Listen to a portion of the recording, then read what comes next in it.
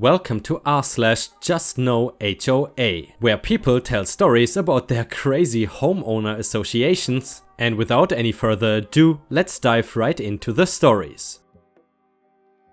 I always end up renting next door to the HOA President. I like living in this certain style of 3-story condo. Garage on bottom, big living room / dining room / kitchen in the middle, and 2 master bedrooms on top. They are a great place to rent when you have hobbies that require garage space. These condos are always built for bottom effing dollar, but still look nice, which seems to attract a certain type of a-hole to them. You know, the people that cannot afford nice things, but thinks they can. So rant on Yelp about how bad everyone is at their job. This is the 3rd one of these in 3 different cities that I have rented, and I swear to God I have lived adjacent to the HOA President every effing time. This rant today is brought to you by the latest, Melody, who came over to introduce herself by telling me I cannot have the hood up on my car in the driveway. I should have known she was the HOA President because last week there was a mobile car detailing service out in front of her unit for 9 hours, cleaning both her Hyundais. And by the way guys, please let me know if that is the correct way to pronounce Hyundai in American English. Anyway, I was thinking at the time, what kind of smug woman pays a guy to clean a couple of Hyundais all day? Well, now I know. At least she came over to talk to me before just reporting me like that last guy did. So, you ask about the last guy? This guy bought one of these condos that was in a development 1 mile away from the biggest university in our state as his retirement home. He has a Corvette that he never drove in the garage and a Lexus SUV that was always parked in his perfectly clean driveway. It was perfectly clean because this guy washed it with a hose twice a week. So yeah, at least 60% of the units in there were rented to college kids. And this one turd would walk around every night putting stickers on residents' cars parked in the guest parking, or maybe having a bumper overhanging the street a little bit from the driveway. Anyway, I had been working on my car for a month in the garage fixing it up. This guy hated it, hated that I would have the garage open enjoying the fresh air, and he had to see a non-functioning car. And it was a classic BMW. This guy was privileged to look at this beautiful red 2002 every weekend. He could not do anything about it until about a month later when we got a fine for having oil spots in the driveway. Funny thing is that they were not ours. They had been there for at least a year from the previous tenants. I cleaned them anyway because this douche is not worth my consideration. And we kept getting fines. I caught the guy on my driveway inspecting it after dark. Thing is that about half the other units in the development had oil spots too, because college kids drive cars that leak oil. None of them had a problem. The story escalates from there because I started fighting the HOA over the fines, and that resulted in the president declaring war against most of the neighborhood over oil spots. I will spare you the rest of the details because this is already a wall of text, but everyone knew it was him and they hated him for it. So, for the justice, one night someone in the neighborhood had enough of this guy and dumped about a gallon of used motor oil on this guy's driveway. I woke up one Sunday to this guy screaming his head off and then pounding on my door, and then the same thing happened 2 more times over the next couple of months. And a ton of people were writing in complaints over his messy driveway. It was not me, I'm serious, but how great is that? More justice that I got to dispense. At the beginning of year number 3 and about a year after the oil incidents, I was looking out my bedroom window, enjoying the beautiful view of the gentrified grassy area and tree in the middle of our cul-de-sac. I'm not kidding you, Mr. HOA had put on his high school track outfit and was doing lunges around the block with a javelin. He was seriously running around pretending to throw it. You cannot make this up. While my roommates and I were laughing our asses off, I was sort of worried that this was gonna be some sort of crappy alpha male demonstration to all his hostile neighbors. After all, who does this? Is this guy mentally ill? I don't know, so I was half amused and still a little bit concerned. So I called the police. Told them there was some guy brandishing a spear or something in the neighborhood. They were there effing lickety-split, hands on their guns, and made Mr. HOA drop the spear in the street. Dude was embarrassed, and I made sure to leave the house while all this was going down, just to let him know that people saw what was going on. There were a lot of people standing on their porches, laughing when I left. Anyway, F Melody. Who in their right mind would buy one of these awful condos and actually live in it? I mean, if you ask me, that is definitely a good revenge story. But then again, I'm usually not one that is overly concerned about the environment. However, dumping more than a gallon of used motor oil on a driveway is certainly a bit irresponsible. You know, that's also one of the interesting things in Thailand. Some people there, they just dump their used motor oil on the side of the road and nobody really cares, so I guess it is a bit shocking that this happens in what is presumably a rich American suburb. But anyway, let's continue. This property is HOA free. We moved houses last year to the ugliest in the street. The previous owners must have loved Montreal because the front was red, blue, yellow in window frames and door. One paint job, many thankful neighbors, and several months later I get an invitation to a voluntary collective of inhabitants. The terms read like an opt-in HOA that you can never leave. A long list of restrictions and no benefits? No thanks. Random home improvements continue, the backyard gets remodeled, some overgrown trees get cut down, free firewood for the barbecue, etc. Then I get a letter from the city. Apparently, I cut down a tree without a permit and they are sending someone to assess the damage. This is a little shocking as I work with permits for a living and did some proper research before I changed anything, so I give the city a call. Nope, there's no such thing as a permit for tree removal on private property and nobody in City Hall sent this letter printed on City Hall letterhead. In fact, that's not even a proper tracking number. They even sent by an arborist to assess the damage, who I refused. And later I got the bill for the arborist, which I kept but did not pay. A phone call confirmed that the arborist did not send me the bill, but for privacy reasons who could not name who did. When the DIY is finished and I am moved in, I hold an introduction barbecue for my street. I go invite people and bring a cupcake with the "There shall be a grand feast, all are welcome" stuff on a little note to make friends with the neighbors. I had already scored major credit by raising their property value with a single paint job, so I was pretty happy. A few people tell me I cannot have a barbecue because it is against the rules of the collective of inhabitants. I tell them not to worry, I'm not in that. The next day I get a bill for membership to the collective of inhabitants. This mysterious organization sends out bills without contact info, so I shred it. Come the day of the barbecue. At 4 PM my doorbell rings. Someone in an official looking City Hall uniform and a city supervisor, basically a not quite cop, who took night school instead of police academy. They heard I'm having an illegal barbecue and are here to shut it down. I ask if they would like to point out which laws I am breaking. Uniform man UM pulls out a 60+ page slab of paper and points out a rule saying it's illegal to burn anything for any reason in your backyard. The book is labeled Collective of Inhabitants, Laws and Rules. The city supervisor, FC for fake cop, just stands there smirking. Me? That's very nice, but I'm not part of that group, so I don't see how that applies to me. UM?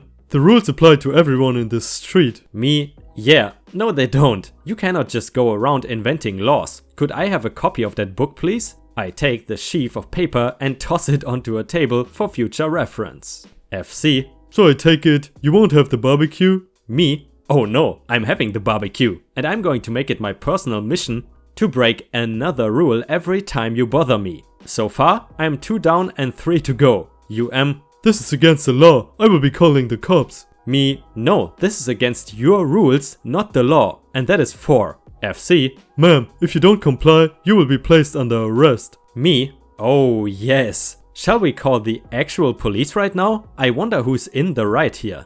I take out my phone and call the non-emergency number. Of course, I am on hold. UM? That's not necessary. You have not heard the last of this. They walk away and I hang up. Me? That's 5. Have a nice day. The neighbors start showing up and point out that is the president of the collective and jokingly ask which heinous crimes I committed. I tell them I did nothing wrong because I am not in the group. That is when my introductory barbecue turned into a torrent of complaints about the collective. So during my Hello Neighbors barbecue, I got to hear all the horror stories. Leave your trash can at the street after 8 AM? Get a fine.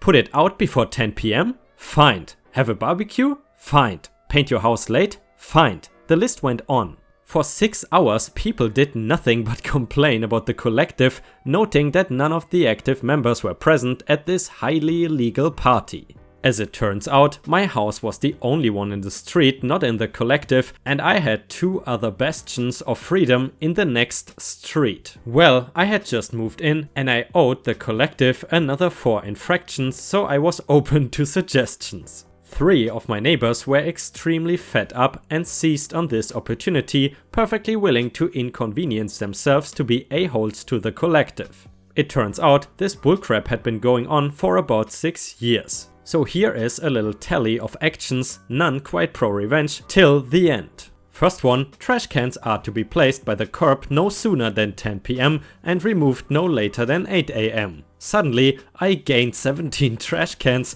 which I graciously allowed the other people to use and even keep near their houses for convenience. However, should someone accidentally leave my trash can at the pickup point, nobody can be fined. 3 infractions to go. Due to terrible wording, it is not allowed for COL members to organize a party outside after 9 PM. I was suddenly extremely outgoing. I organized at least one party every other week, going so far as to use other people's backyards for them. Being a terrible host, I was not present for most of the parties I organized. 2 infractions to go. Third, I suddenly became a pet owner. After one of the neighbors was told dogs are not allowed to weigh over 10 kilograms, I became the proud owner, that is to say, the dog still belonged to him in every way, except for the COL of a Great Dane. I really only saw the dog when its caretaker took him on walks, but still.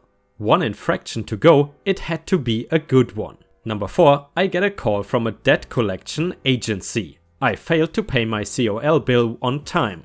I had to pay some tiny amount plus a big fine. I asked them that if they can provide me with proof of a contract, I will gladly pay. They promised to get back to me. 2 infractions to go.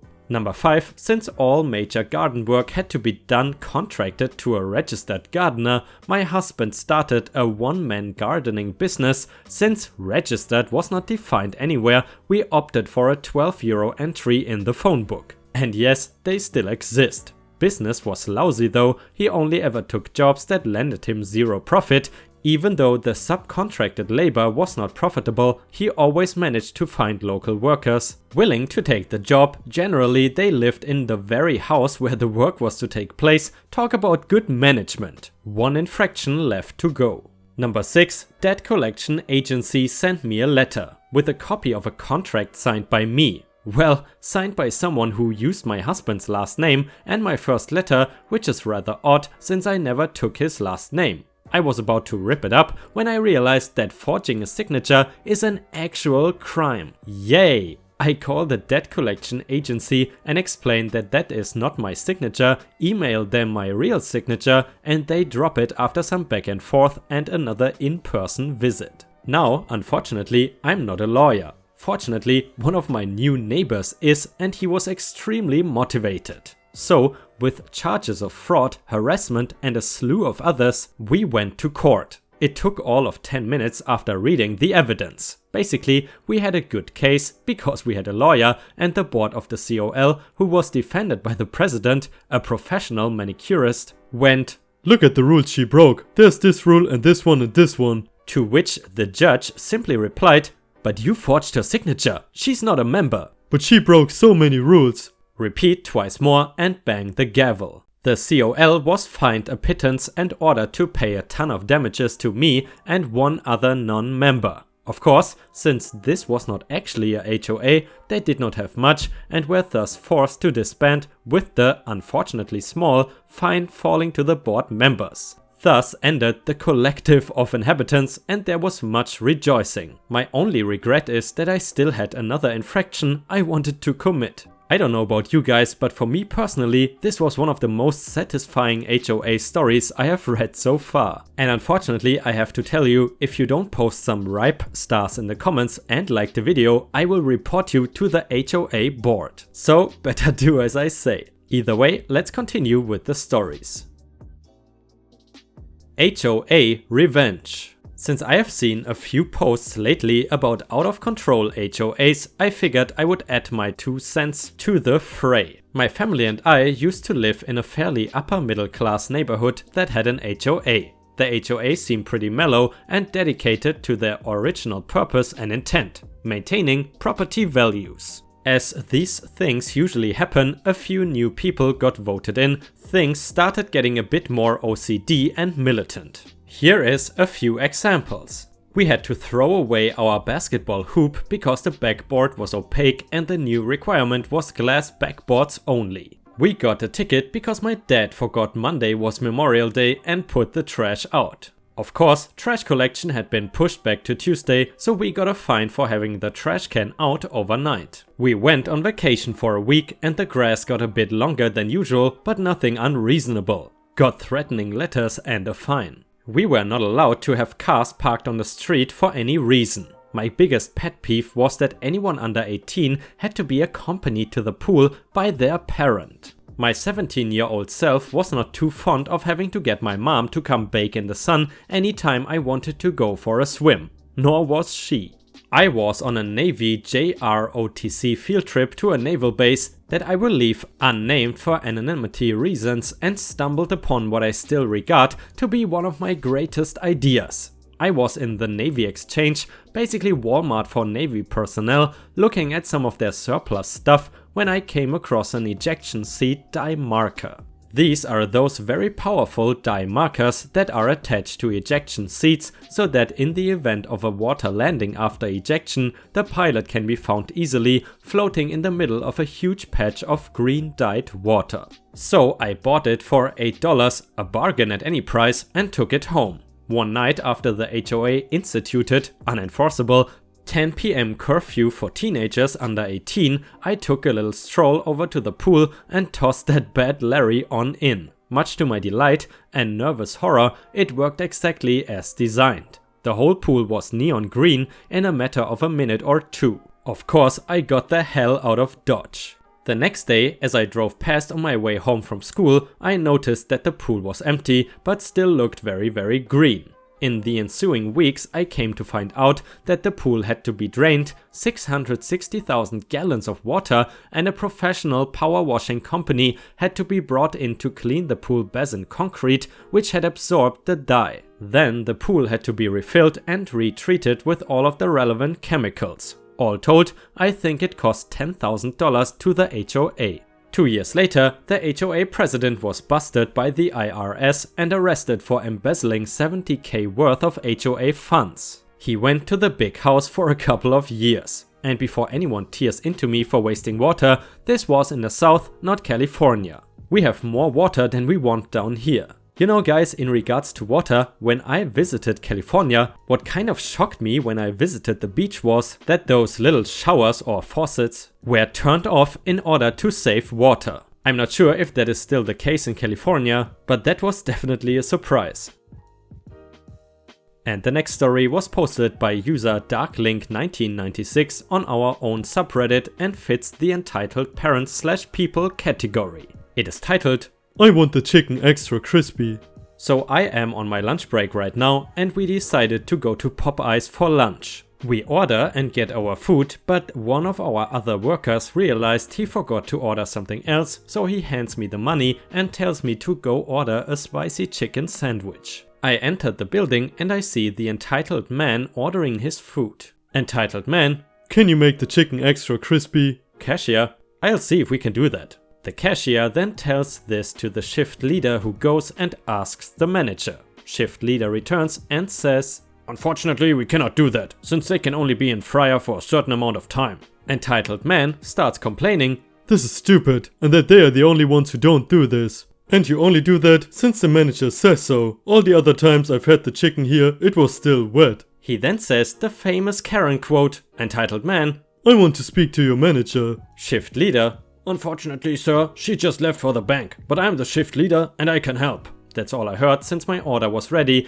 and I had to go back to the work van. Hopefully the person left and did not cause too much of a hassle to the workers. Guys, I'm curious to know, what is your favorite fried chicken place? I gotta be honest with you, I'm really not a big fan of Kentucky Fried Chicken, although it does taste pretty good here in Europe, but in Asia, especially in Thailand, it tastes absolutely awful. It's extremely salty and the flavor is just ugh. Let me know your favorites in the comments. And the last story was posted by user Stacy Rose in our own subreddit and fits the I don't work here lady category. It is titled, "I bit a rude lady's finger." I hope you did not bite it off, but let's see. There is this little mom and pop type pizza place I go to a lot in my town that is family owned and run. I love this place, the food is always great and the staff are always great. They know me by name whenever I go there and they always know. I like to change up my order and try whatever is new. It's one of those places where there is a bar and tables all around. It's kind of old fashioned, but it's cozy.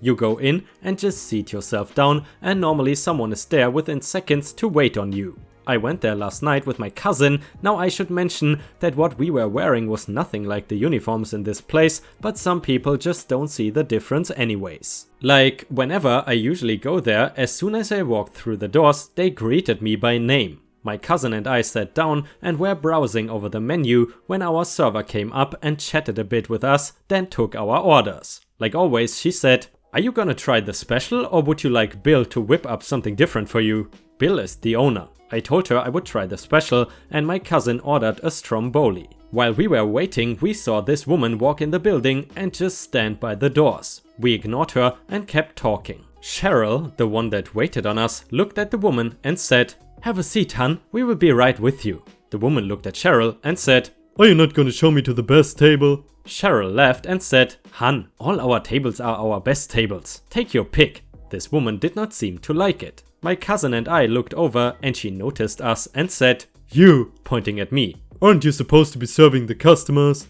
I just ignored her and went back to talking to my cousin. This rude woman stormed over to our table and slammed her hand down on the table, spilling our drinks in the process and said, "Get up, your break is over with." I just looked at her and said, "Lady, 2 things you need to know. 1, I do not work here, and 2, you do not treat customers or employees like that ever." And my cousin said, "And by the way," with a bit of a sarcastic smirk, "she does not work here. Can't you see we are customers?" I guess Cheryl went and got Bill because he came storming out of the back where he was making the food and stomped right up to this woman and said, "What gives you the right to harass my customers?" She looked at him and said, "Your customers? Don't make me laugh, you're just the cook.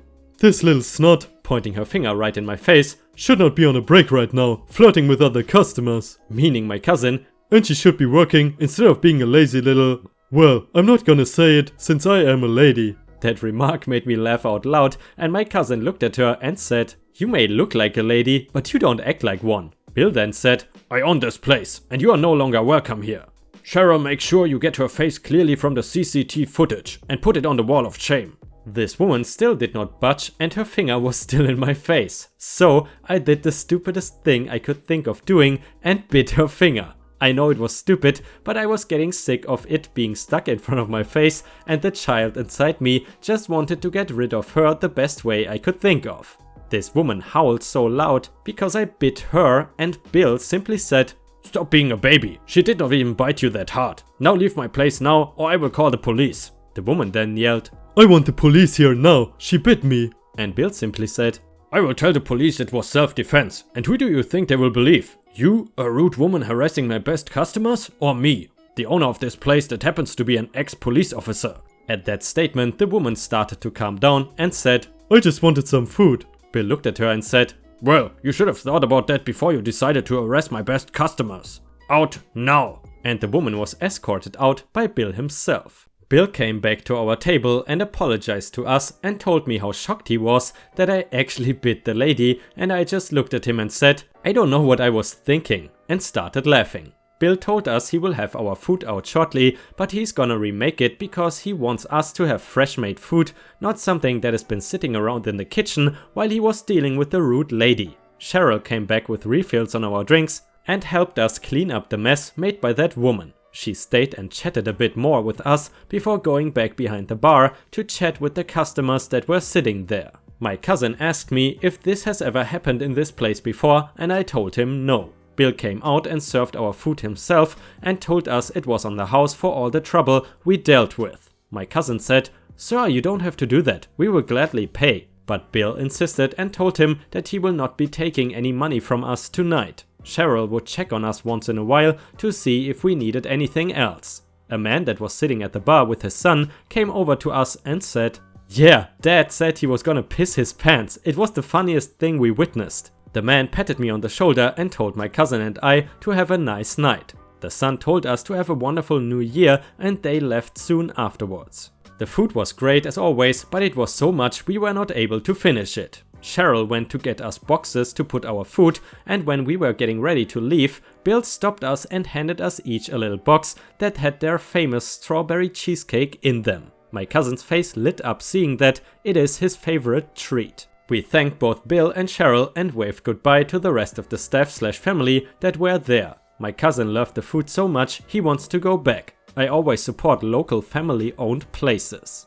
We don't know what happened to that rude lady, we did not see her when we left. So I guess the moral of the story is to treat workers like they are human beings. Don't just assume something, instead ask if you are not sure. If you want to be treated with respect, you should treat others with respect.